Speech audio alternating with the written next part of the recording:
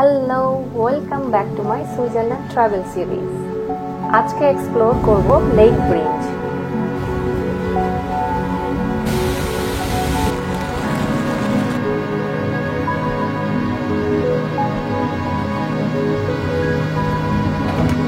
Interlaken কোস্টের jetty থেকে আমাদের cruising start হয়। ওয়েদার কন্ডিশন একদম ভালো নেই, অলরেডি হালকা বৃষ্টি শুরু হয়ে গেছে। আমাদের ফেরি খুবই স্লো যাচ্ছিল, so that we can enjoy the view. চারপাশে সব ছোট ছোট গ্রাম, এত সেরিন আর পোস্টকার্ড টাইপ ভিউ, মনে হচ্ছিল পৃথিবীর সব শান্তি যেন এখানে। তো let's enjoy the scenic ride with us.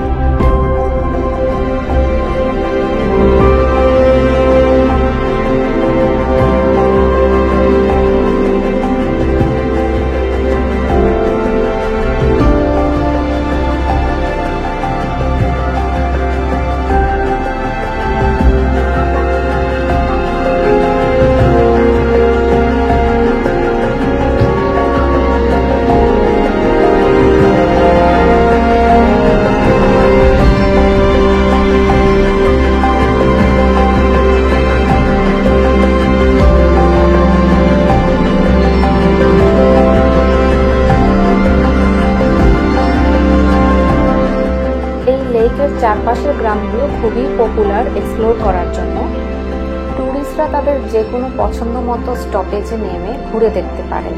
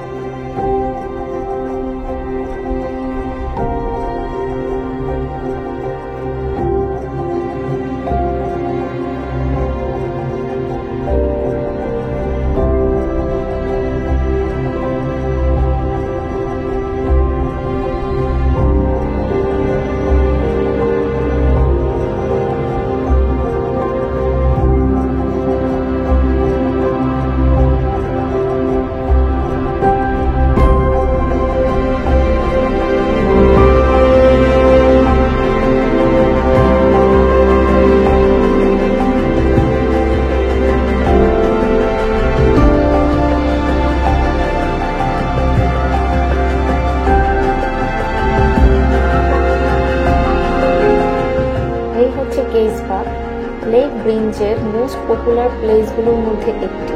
কেন এত পপুলার এখনই দেখতে পাবেন। আর কেসবাক ফলস জাস্ট টুক মাই ব্রেথ অ্যাওয়ে।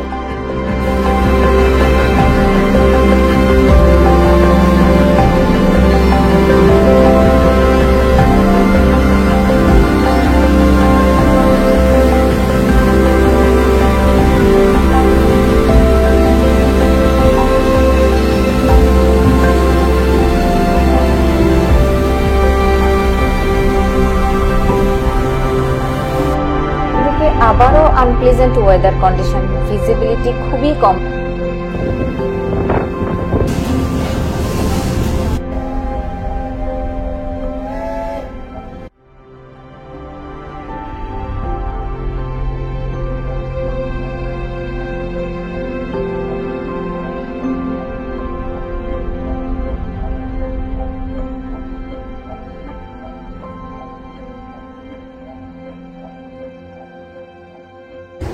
এসে পৌঁছালাম ভিলেজ ব্রিঞ্জে। তো আসার পরপরেই শুরু হয়ে গেল মুষলধারে বৃষ্টি।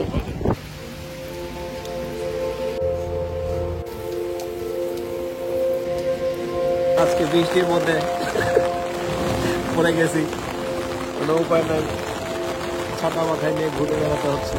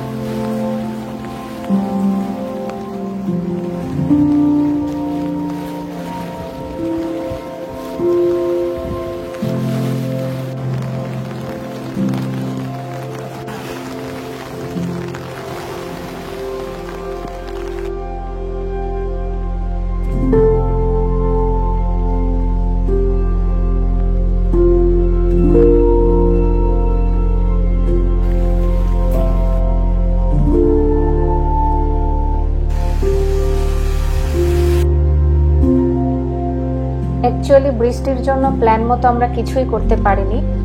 এরকম ওয়েদার কন্ডিশনে আউটডোরে আসলে কিছুই করার থাকে না। সো আমরা এখন আবার রিটার্ন করেছি আমাদের শিপে, ফিরে যাব ইন্টারলেকেনের দিকে, কিন্তু ফেরার পথে আমরা নামবো ইজেলভাল্টে।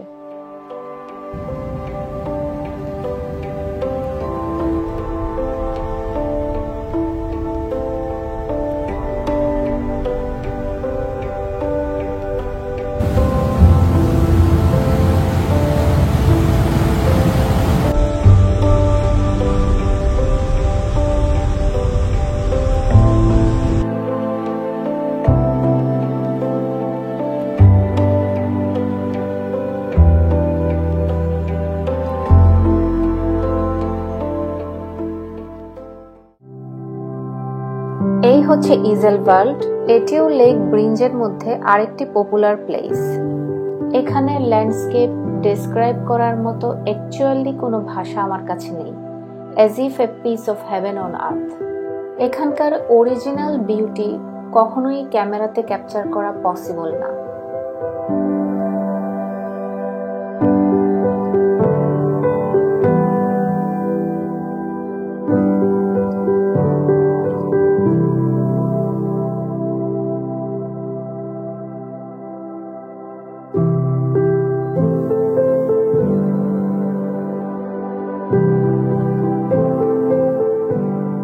যদিও রেইনি ডের জন্য ক্লিয়ার ভিজিবিলিটি ছিল না, অনেক কিছুই মিস করেছি, তবুও বলবো লেক ব্রিঞ্জের স্প্লেন্ডেড ল্যান্ডস্কেপ সত্যি আনপ্যারালালড। এখান থেকে ফিরতে একদমই ইচ্ছে করছিল না।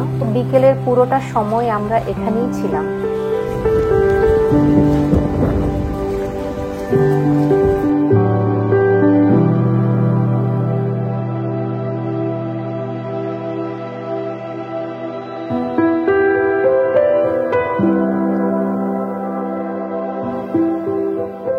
আপনাদের কাছে কেমন লাগলো ইন্টারলেকেনের এই লেক ব্রিঞ্জ জানাবেন কিন্তু। তো আজ এই পর্যন্তই। Bye bye and see you soon.